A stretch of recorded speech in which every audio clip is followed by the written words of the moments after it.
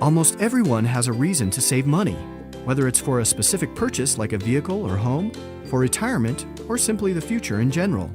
There are several options when it comes to deciding where to save your hard-earned money. A savings account at a bank or other financial institution may be the most familiar, and perhaps you have one or even several already. But have you ever considered investing in other ways to supplement your savings account? Perhaps the thought of investing brings some apprehension, particularly if you are wary to trust your savings to the volatility of the stock market.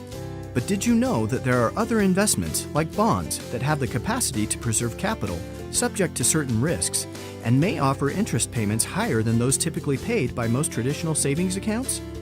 Yet, while bonds may sound similar to savings accounts, they actually have some significant differences. One such difference is the level of liquidity, or accessibility of your funds as cash, that each affords. Traditional savings accounts are customarily more liquid than other investments, as money can often be withdrawn if needed, without much delay if any. While money invested in differing securities is generally more limited in terms of accessibility, there are varying levels of liquidity among and even within asset classes. Bonds, for example, can be found on the market or purchased from a brokerage firm like Zions Direct just a few months before they mature.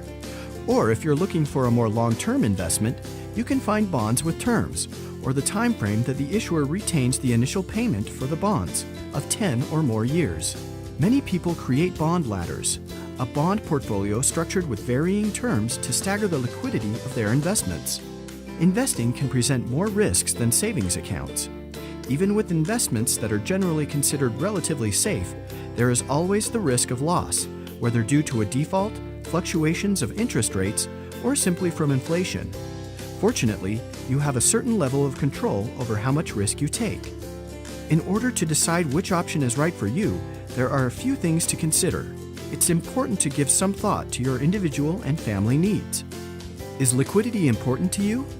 Do you anticipate the need to access your money at a moment's notice? Or do you have a plan in place in the event that unforeseen needs occur? The answer to this should affect the types of investments you choose and how much money you can afford to invest. Another important consideration is your risk tolerance. Do the benefits of investing in various securities outweigh the risks involved? The extent to which you can afford to take on risk will vary based on several factors, including your personality, stage of life, income, and overall financial situation. If you're unsure where you stand in terms of these issues, a trusted financial professional can help you assess your situation and help you get pointed in the right direction. To learn more about this and other investment topics, subscribe to the Zions Direct YouTube channel.